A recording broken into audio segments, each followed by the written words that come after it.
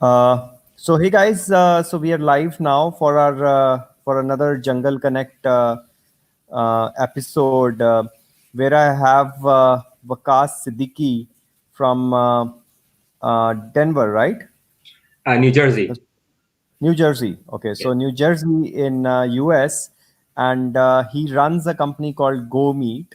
And for those who know me a little bit, they know that I started my career in poultry farming. So my father had poultry farms, and so I have a little bit of, and my first startup was actually producing soy substitute for meat producers. So I've been like in this industry. So when this opportunity came along, I thought it will be very interesting to talk to Vakas, who runs a company called GoMeat, and so they do halal meat on demand, right? And also, just to give you a little bit of background before we start hearing his amazing journey, is that you know this space is very hot right now, even in India. I mean, there are a few players, and meat is one thing where quality is not a given, uh, you know in a lot of places in the world, especially in developing countries. So in fact, we'll delve into what Vakas is doing to go for the international market also. But hey Vakas, welcome to Jungle Connect, and why don't you give us a small brief about yourself, just to kind of get started. Sure, sure. So first of all, thank you, Samar, for inviting me for this conversation. I really appreciate it. It's a great platform to present ourselves, what we are doing. Just for the quick introduction, my name is Waqas Siddiqi. By education, I'm a chartered accountant, but with my specialization is in project management and large-scale technology programs. And I've been roaming around the globe since last 20 years. I've spent quite some time in Southeast Asia doing these business transformation projects and programs, and then moved to Middle East and Europe. And since last 6 years, I'm in the US. And Mhm. since I'm in the US, that's the place where actually I had this idea with my co-founders, some other partners as well, where we started this GoMeat. So in short, around the globe, 20 years, specialized in project program management and just trying to solve a problem for the customers. Sounds good. So Vakas, why meat space? I mean, it's a very lucrative space in terms of margins and stuff, but it's a very messy space, right? A lot of people think it is like cold chain It has is. to be maintained. It There's is. a lot of moving parts here. So why this space? It is. And so, first thing, let me tell you a bit about how it all started. So that will, give you some background. As I mentioned, that I've been roaming around the globe. When I came to US, my job role was that I've been traveling to customer locations with running the programs and projects and doing this business transformations for Fortune 500 companies. And I was getting only time during the weekends to spend with the family. And at that time of the weekend, that was the only time when you go out and do grocery. And one of the Yeah. challenges that I see in the US was that this halal meat especially is not readily available in Walmarts and Amazons and all other big retail stores. But in fact, they are like small family owned stores who are running this halal meat Yeah. business, and they're usually understaffed, and they have their challenges where there's long lines waiting for this meat to be processed and delivered. You make an order on the phone, they won't start doing it until you reach to the store because they don't know if I'm going to come and pick it up or not.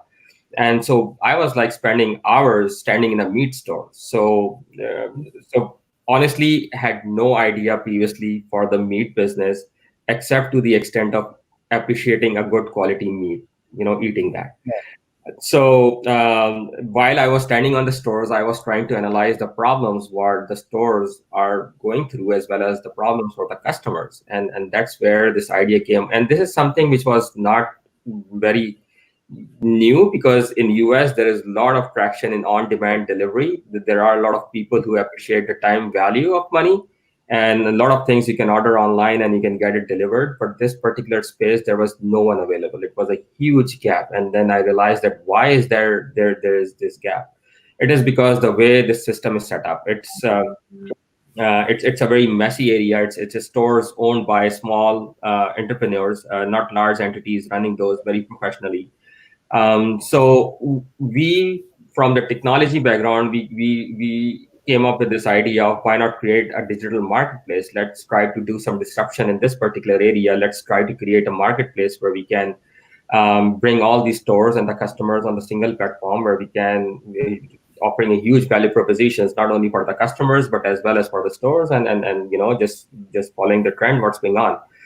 So we are primarily a technology company. So we don't call ourselves as a meat company or a meat business, because Yeah. we have nothing to do with that. We are just like kind of a middle platform, digitalizing those stores where we are connecting those customers with those meat stores and offering them a mechanism where they can get their orders uh, done online and they're delivered at their doorsteps the same day. So this is how it all started, and I would say that myself with all my partners, I think one of the key successes we had was that we started this on talking through it. It was just an idea, and we started that let's write a white paper and let's see that if we can take it to the next step. And then from white paper we went to one proof of concept with one single store. But when we did the one single store, the traction we got, the response we got from the customers was amazing. Like with the lean investment and very Yeah. small digital marketing, the response we got was amazing, and that's like gave us a lot of encouragement. So that's Yeah. how we took it forward. That's very nice story. I've not heard a lot of people doing a white paper before doing but you are a chartered accountant, so it's very We have very the natural. and a project manager. So chartered accountant with the project managers, we Yeah, wanted to make yeah, sure. yeah. But I know that a lot of people, they make plans, they make business ideas on the Excel sheet, but it never comes out of the Excel. So what we did was Yeah. that we put this idea beyond Excel and we push it, and then we just actually did it. So No, no, makes complete sense. So tell me, the let's talk about the biggest concern the whole world has right now. COVID-19. So how has your business been changed because of COVID-19?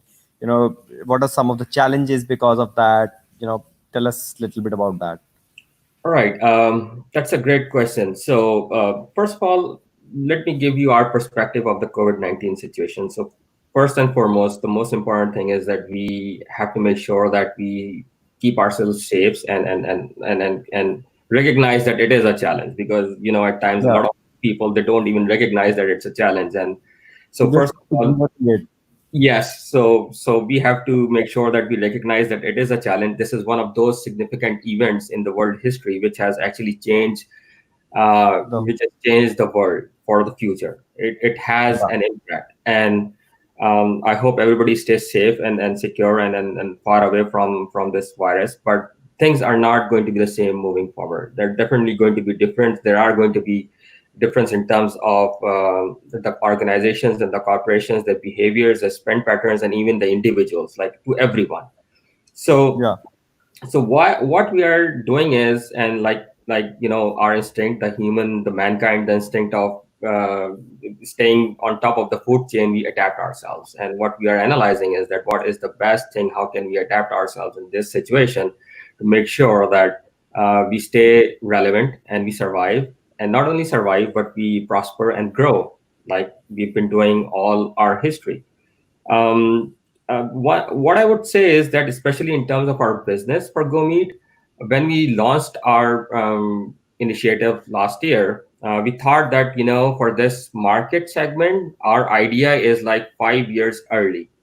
um, Mhm. and people still wants to stand in the line. They want to see the meat cut by their choice rather than just ordering online, so they don't have that confidence and comfort.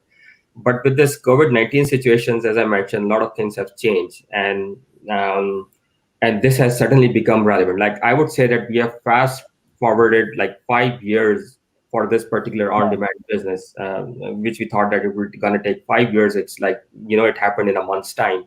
So just to give you some comparison, the number of orders we executed last year and the revenue we generated the entire last year, we did it. It's only in the month of April.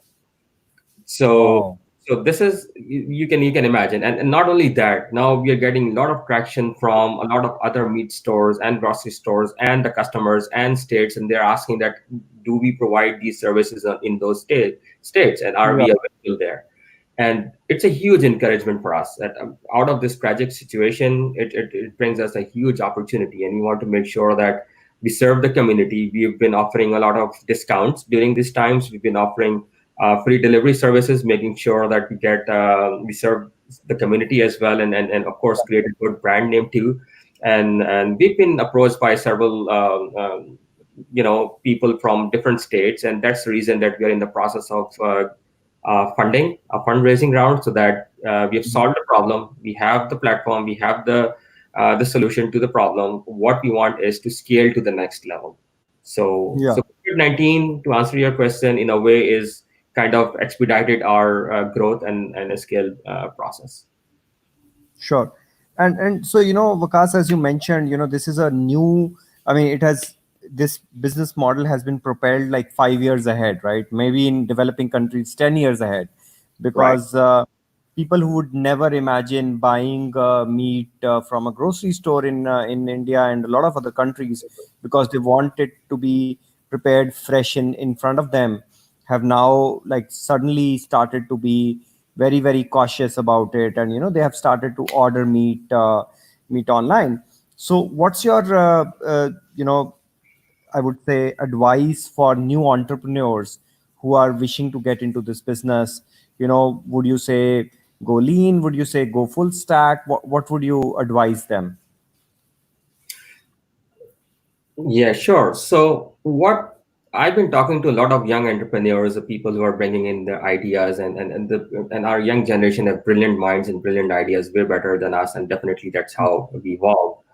One piece of advice for me is that, let's try to solve a problem. That's the first thing. If you have an idea, then make sure that you're trying to solve a problem. It's just not like you just have an idea for that idea should relate to problem solving. Like personally for me, I believe that, this life is, you get this life once. You need to do what you're getting a lot of from the community and from this life, so what you're giving back, and just try to make sure that we make our lives easier. Usually what happens that a lot of us, we struggle hard to make our lives difficult. So we should not do that. What I would say is that the idea should be something which is trying to solve a problem. And at the same time, do not think that financials or money or capital, that is a constraint. It is not the constraint. The biggest constraint for us is time, because we are really limited short in time. If we don't act on certain thing today, that today is gone, and there's tomorrow is a new day. Finances, capitals, all those things, let's not bog down with that. So definitely, plan it, execute it. A lot of people, they reach to a planning stage, but they are not able to take it to the execution stage. So of course, plan it, execute it. Do not limit yourselves based on the limitations on the financials or capital, but the time, that is important. I'm sure that a lot of people, they will have a list of ideas which are being executed by other people, and when you see that and you Yeah. say, oh, that was my idea, I had an idea, right? So Yeah. in that case, financial is not the constraint, it's the time. So you move at the right time, put your efforts. There's no shortcut to hard work. Like, you have to work hard no matter what. Do not give up, continue pushing your idea, and if you believe in it, then keep pushing for it. Do not backtrack. You will find all kind of people. There are people who will encourage you, there are people who will being a devil's advocate, come to you and asking questions, challenging you. Hear them out. It's important to hear them out, because you might tweak that Right, idea. right. Like, we've evolved from our initial idea to what we are doing right now based on all these advices, rather than being stubborn and say, no, this is how it's going to happen. So hear it out, but do not stop yourself. Yeah. Just hold yourself, just keep pushing things Right. forward. No make so in fact, this is like I must say this is bang on, man, because I hear so many entrepreneurs, they say, I need to find a tech co-founder, and they sometimes say, I need to have an app. I say, guys, don't worry about it, prove your model, have a small paper sticker, put a phone number on it. Let's see how many people call. And even if you just tell them that, see guys, we are starting next week, you're just doing a small survey, most of people are not angry about it. They'll actually encourage you. Right. So, bang on, basically get started, see if the market demand is there, Right. and then build the platform, then focus about tech, then think about funding, then think about other things, see if people actually are interested in that solution. So bang on, man. I think it's very, very And relevant. and I would share our, like, the way we see our business overall, the on-demand business, especially the meat delivery. The way we see it is that there are three significant portions of it. Um, the first one is that we see that, okay, we have an idea. The most important thing is that how we are going to market that idea so that we can reach to more stores and to more customers. So marketing is like what 33%, I would say, is the major chunk of our success. Yeah. uh, the remaining 33%, I will say, is the technology platform. Technology platform is something which is good to have, but it's like you don't have A, you will have B, or you'll have C, and you as long as Yeah. you're solving a problem, you will find a technology platform. You'll build up and you'll evolve and you'll reach to there. But Yeah. that is the second part of it. And especially working in the US, our third significant part of our success is making sure that we have the legal and insurances and then professional services, all these coverages as well. So this is how Yeah. we split overall, and this is how we focus our priorities. And of course, you need funding to manage all these three areas, So, which is important. But do not limit yourself. You can do something with what you have in all of these three areas. Like marketing is something you can reach out to the friends and family, and word of mouth. Like when we started, it was just a WhatsApp message, and it got us like 500 downloads in 2 days. yeah, man. So So guys, on that note, I was going to mention it in the end, but since he's mentioned it, so Waqas is actually doing a crowdfunding campaign for the company, and I'm very interested personally, and I'm after this call, I'm going to make a special deal with him if we can become appreciate it. Thank partners you. somehow. But if anybody wants to be a see, what I would say is, if you know a business and that has been bootstrapped and has been running and has been growing and for quite some time, it's a very good business to be an investor in, right? And beyond that, you should think about your own priorities and your situation. But yeah, so I'll put the link in the video or comment somewhere, so you can actually access his crowdfunding campaign. And we are definitely going to be an very interested party in this, and see if in fact, if you have any questions, you can ask him right away. There are already a few questions, but I want to just summarize my uh, in fact, almost last topic I want to touch, and then we have a few questions Sure. from Sure. the audience already. So what's your, I mean, a lot of people I've seen, they say, meat is not really a very big market. I mean, I can't build $1 billion company in it. And I would rather go for food delivery. But Mhm. what they don't understand is, like, there are like 1,000 food delivery apps, and almost nobody like doing a specialty, only like a niche area like this. So what would you tell them? What's the market size? What's the business opportunity here? Right. And thank you for that. That's a great point. And I should have mentioned this before. So when we started this, when we had this idea, we had the same view that, this is just a small store Yeah. entertaining like 100 customers maybe a day or a weekend only.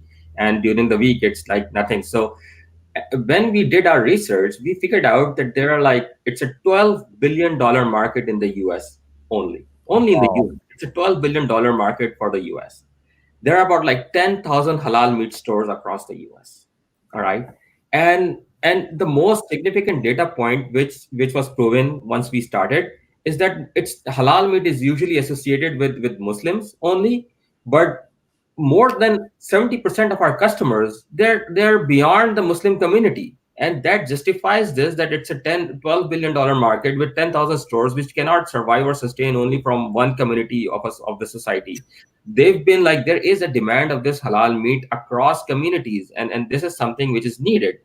And that's proved our business case. So just to give you some comparison in terms of the food delivery, as you rightly mentioned, there are so many other big players who are offering so much high quality lucrative services. A typical meal order is about like 25 $30, right? If somebody is ordering for himself, it's like 25 $30. But meat, one single meat order is average 75 to $85. So that is the range. Wow. So you are getting better margins as compared to the meat delivery. It's the other important aspect is the food. Once you order a food, you want to get it delivered right now. Like you want to get it in 30 minutes or Yeah, 45 minutes. this is your Whereas plan. is that you order in the morning, you'll get it by evening. It's all right. Like you're not ordering for the same day. Although we do have our internal KPIs where we are ensuring that we deliver meat Yeah. within the 2 hours of the order process. But of course, it takes time to cut the meat and pack the order. Yeah. And usually somebody's It's ordering, they not order like a week. ultra urgent something, it's not an impulse buy. You're planning to make Correct. a something. So, Correct. this is very interesting. So, my last question, then I jump to the audience questions. Like, what is your response? What's the, response from the meat owners? Like, are they happy with the platform? Do they not like it? What, because I know, there's a mixed bag of reactions.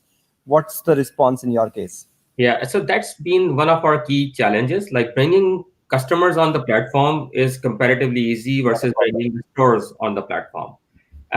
We have two kinds of stores. In fact, I'll say three kind of stores. The first one was that they outrightly said that this is something which is not workable. We don't want to be part of it, and we respected that. Because they say that we know that people, they want to come and stand on our head and to see that how the meat is cut. So this is something which is not workable. So we do have a business model for them, but that they don't have to do anything, just be on our platform, and if order comes, then they do it. If it doesn't come, they have nothing to lose. They just like Yeah. digitalize themselves. Hmm. Number two are the kind of customers who were very receptive, and Hmm. to the extent that they say that that's a great idea, because a lot of people have been asking us that if we do delivery services and if we do online ordering. And as I said, that most of these stores are like small enterprises, small businesses. So not more, most of them, they are willing to invest on the technology and to build up their websites and to hire a driver for their deliveries, and this is something which made sense for them. So they were really appreciative, and those are the most successful ones. Hmm. um, and they are getting Yeah. like generating a lot of business. Our business model is that we make money if they make money. So that's what Yeah. we made them understand. And there was a third kind, which actually we and that was the best part, is that there were certain meat store owners who came to us and he said that, we don't have a front store. All we have is a warehouse. We are not doing retail, but your platform helps us go to that capture that Like a market. cloud kitchen of meat delivery Yeah, in a way. like, exactly. Like they have, like they don't have major higher rents. They don't have major such cost. They just have like small space somewhere near the city, and they just digitalize themselves. And now they are on the retail platform where they are like reaching out to our thousands of customers. That's very, very interesting. So what's the footprint you are in? Like you're in just in New Jersey area, New York area, like where all? So as I said, that our plan was to do only one pilot, but that pilot has stretched to at least 20 Yeah. stores now. So we are in New Jersey and Chicago right now. So we do have few stores in Chicago, and we do have some stores in New Jersey, and we are getting a lot of push from other states as well to expand. But we're just in the middle of this You funding have to process. So pace it right, otherwise you just blow. absolutely, like we don't want to Yeah. compromise on the quality. You want to build up the capacity before the expansion. So. No, makes sense. Makes complete sense. So now let me go into some questions. So, first question is from Neha. She's asking like, what are your views on customer experience? What will be the customer experience of your business from the end consumer point of view, I assume. So we have some great reviews from the customers. Customers, like, because nobody else is doing this. What we are doing, we are the only people who are in this business, and they're so appreciative of it. They are like, and especially the COVID-19 situation, we've been so much appreciated by the customers, and we have some testimonials on our page as well. They really appreciate the value of the service, because it was a genuine problem for them to order meat and stand in the stores and getting it, rather than standing getting it delivered, and they can use that time for others. One thing I would say is that not everybody is going to be our customer, so we are very knowledgeable about that. There are still a lot of people who believe that this will not work, but Mhm. I personally and our partners, we believe that, like my generation, we are fine to stand in the store for 2 hours for the halal meat, but my kids are never going to stand in the store for halal meat for 3 hours. They might just Yeah. get an app and just order online. So it's just a matter of time. So we are very focused on the market segments, and we also realize that not everybody is going to be a happy customer. At the same time, we are a services company. Our focus is Yeah. to make sure that the customer stays happy, and Yeah. we put all our efforts to make sure that if they're not happy with their order, if there's any challenge with their order, we don't even go to the meat store. We just do the refund and we just move forward. And in turn of like the good words for us. So Sure. we are very careful on that aspect. So guys, anybody has any questions, you can ask now. So another question for you is, any plan to launch cloud kitchen? This was before you mentioned the virtual delivery thing, Right. so you plan to launch cloud kitchen along with grocery. So, do you think this is a good, you know, match, or do you think you have your hands full? So I would say that we are very focused in what we are doing. We do have on our platform, we do have a couple of restaurants as well, and we do have like cloud kitchen concept too, just to prove the idea. But our focus is still in the meat and the associated grocery. We're not doing full-fledged groceries too, because there are other big companies who are doing grocery deliveries, and we see that if we go there, we'll kind of like lose our niche. So we are very focused on the meat. Our plan is to scale, focusing on the meat business first and the associated grocery items. Like that was one of the feedback from the stores. That a lot of people, they walk into the store because of the grocery as well, not only meat. So we if you download our app and if you see, we do have associated grocery items there as well to encourage people to buy those grocery items only. At this point in time, I would say that we are more into the virtual meat stores where they have the Yeah. warehouse presence rather than the cloud kitchen where we have the Yeah. cook. So So do you think yourself like evolving into sort of a blue apron for specialty meat dishes? Like, I mean, I know, I love biryani. Biryani is my like all-time favorite dish, and it's very tough to make, right? At least at right, home. right. And if somebody like could make that process easy, and obviously the major portion of that is actually meat. So so is it like, do you see yourself like going towards in that direction, like giving these along with meat, I'll give you like a recipe and a small kit, or do you think you have your hands full right now? So we do have our social media. We are putting in some nice tempting recipes where people, they see those recipes and they just go, I need to order this meat, like chicken or mutton for that. So we are putting those Yeah. recipes to encourage them to order meat. But at this point in time, it's more like we do have some people who we are talking to who are into this meal business. We Mhm. see them coming as part of our like as their digital presence on our platform where we can provide delivery to those rather than we ourselves doing this. So we want to be very focused on our strengths at this moment and leverage on other people's. Maybe we will partner with some people who are already doing that, especially the desi food in the US. There are some companies Yeah. who we are talking to already to open them as a storefront on our platform rather than we ourselves doing that. So makes sense. So Tushar is actually asking the same similar thing, grocery portions and spices. But yeah, you answered that already.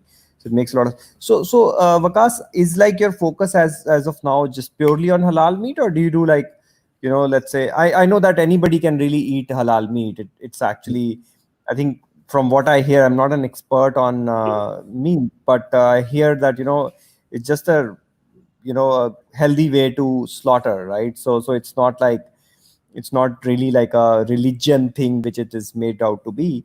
But do you think, I mean, is it like a specific or a very important part of your business, or is just one aspect of your business? So I would say that the way we are seeing is, and as you rightly mentioned, that the only difference on halal meat and the other meat is more of the way it is slaughtered, and of course the blood is drained and it becomes more nutritious and healthier. That's the concept behind it.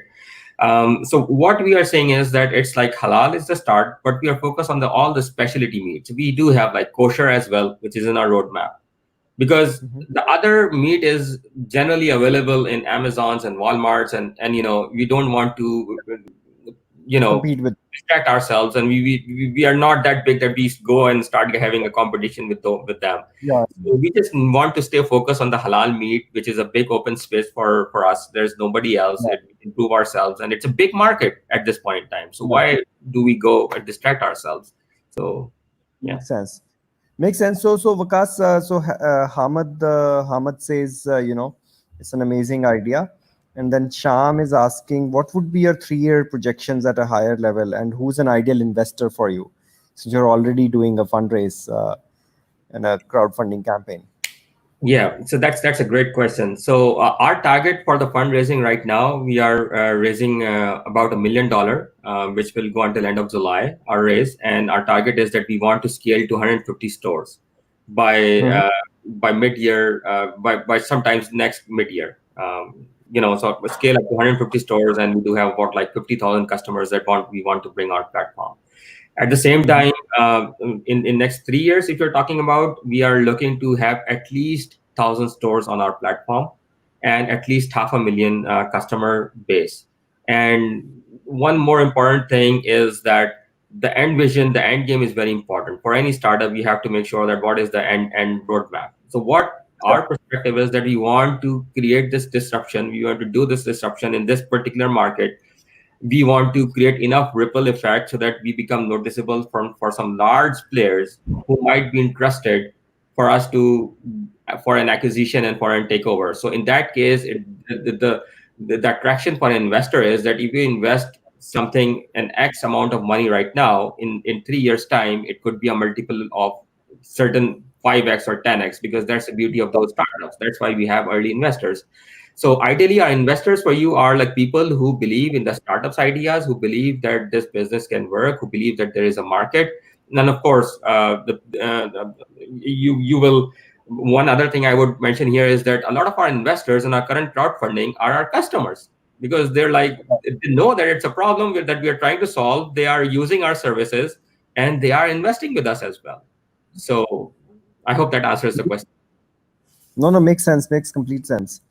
So Priya is asking, will you be expanding out of US? If yes, which countries?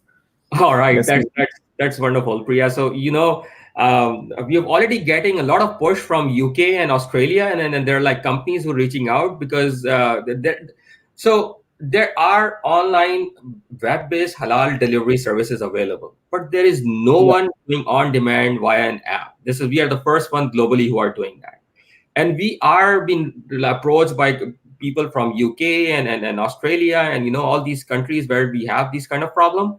So they are coming back, but what we are telling them is that we have our roadmap. We don't want to distract ourselves.